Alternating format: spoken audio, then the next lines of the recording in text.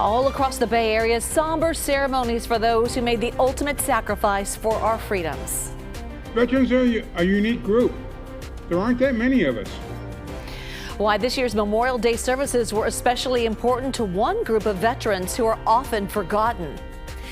We have new details on a woman stabbed inside the San Francisco Chinatown bakery. A witness describes what happened. And a holiday rescue on the Bay after a family of 4 ran into some serious trouble offshore.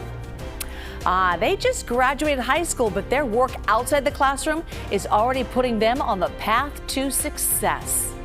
Since I want to be in the medical field as a pediatrician, I have the experience now.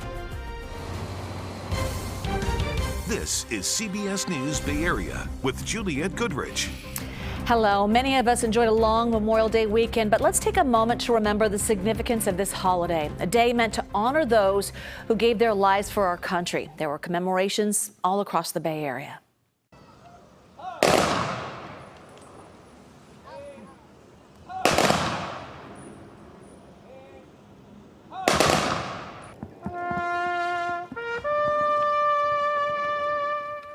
In Danville, the ceremonies included a rifle salute, taps, and the raising of the flag.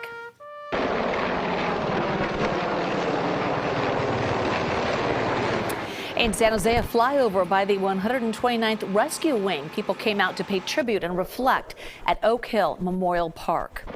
And in Walnut Creek, a special focus on those who fought in a war often called forgotten. Our John Ramus has the story. We often talk about the dwindling number of World War II veterans still living, but it's important to remember that this is the 70th anniversary of the end of the Korean War, which means those who fought in that conflict are well into their 80s. At Walnut Creek's Memorial Day service, there was special recognition for those who fought and died in the Korean conflict, often called America's forgotten war. On September 26, 1950, Walnut Creek lost U.S. Marine Sergeant Glenn Gregg Jr., who was in all, 11 residents died in Korea, and each was remembered today. But keynote speaker Patrick Leary said the time to do so is rapidly running out. July 27th marks the 70th anniversary of the end of the Korean War. 5.7 million men and women served during that conflict. Today, fewer than 1 million are left alive. The youngest would be 87, 88 years old. Only 2 Korean veterans were at today's ceremony. Don Lyons was one of them. He served as a locomotive engineer, moving supplies and personnel throughout South Korea. I was in this railroad battalion, not in combat, so I was I'm very glad of that. But Lyons says with the conflict coming so soon after World War II, America was tired of war and only gave a half effort. After 3 years of fighting, the war ended in a stalemate that exists to this day. I think we learned that we should be prepared. When the war started, they had to reduce the training to half of what it had been during the Second World War. And many of the young soldiers that were sent over there were not properly trained. But Leary reminded the audience that service members have always carried a disproportionate share of the burdens of war. Veterans are a unique group. There aren't that many of us. World War I, 5% of us served. World War II, 12%. Korea, 3%. The 3% who were sent to Korea may not have gotten the support or recognition that they deserved, but they join 100% of their fellow veterans in taking pride for having served in the defense of the nation. We realize that it is now our sacred duty to continue this tradition, to pass this gift we have to the future generations, this gift we call America.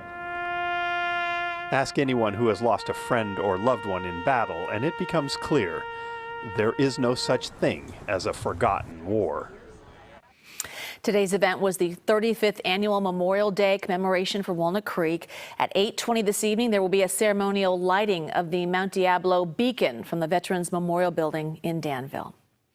Well, many people who left town for the three-day weekend are heading back home today. So here's a live look at our bridges where really it's smooth sailing at this point. So if you're thinking of heading out, maybe now's your chance. The skies have been busy all day, though. However, look at this FlightAware giving us a glimpse into operations at SFO. You can see the row of flights waiting to take off. There they are. A cloudy day, but thankfully not too much fog. In the past 30 minutes, we learned an employee stabbed at a bakery in San Francisco's Chinatown had just started working there. And tonight she's being treated at SF General for multiple stab wounds to her neck and her back. A witness told us a middle-aged man came into the AA Bakery and Cafe at Stockton and Jackson just before 10 this morning and attacked her. Police detained the man, and at this point, there is no indication that he knew the victim. Tomorrow, San Francisco prosecutors will be laying out their case against the man accused in the fatal stabbing of tech executive Bob Lee.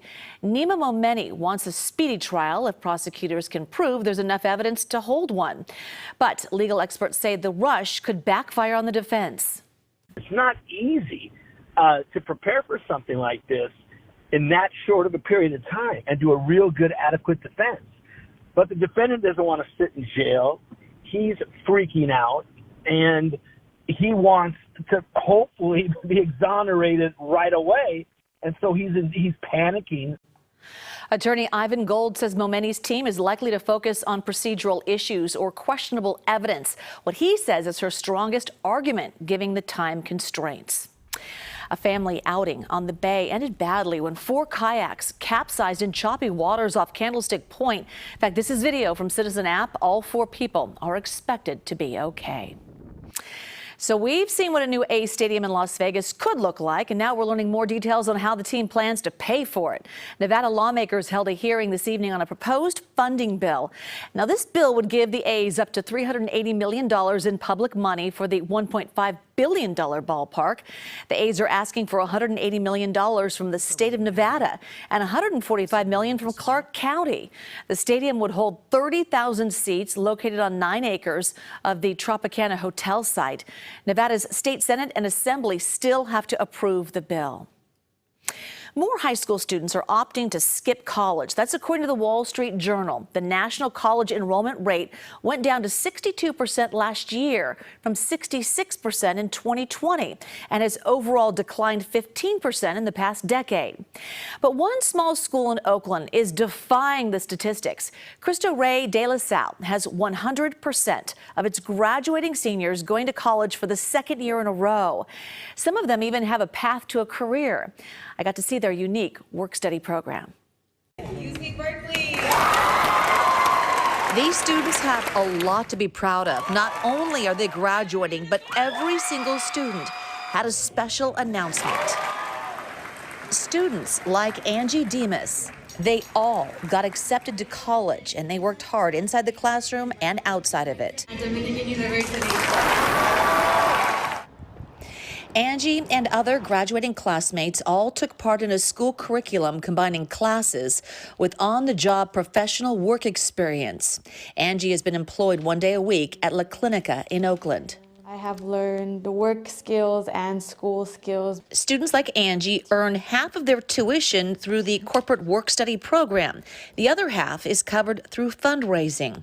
Angie's goal to become a pediatrician and work at La Clinica someday, the very clinic her parents took her to when she was growing up. And it definitely has benefited me a lot because since I want to be in the medical field as a pediatrician, I have the experience now since I'm here in this environment. And we were super happy to have Angie here. She's been with us for 2 years.